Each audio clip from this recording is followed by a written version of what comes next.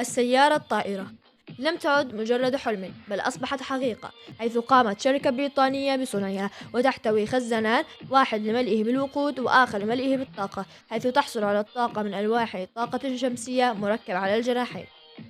وتتميز بوجود مروحة خلفية مع جناحين جانبيين لتساعدها على الطيران، وتمشي على الأرض مسافة 160 كيلومتر في الساعة، وتسير إذا ملئت بالوقود مسافة 700 كيلومتر. أما في الجو فتسير مسافة 360 كيلومتر في الساعة، وتسير إذا ملئت بالوقود مسافة 750 كيلومتر.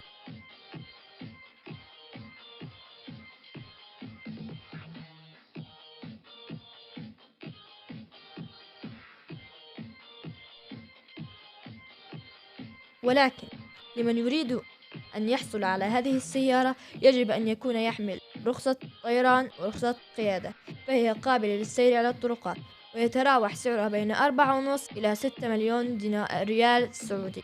ولكن هناك مشكلة تسعى لحلها الشركة الصانعة، وهو عدم توفر نظام دقيق لضبط حركة المرور الجوي لهذه المركبات، خاصة عند طيرانها مع مركبات أخرى في الجو.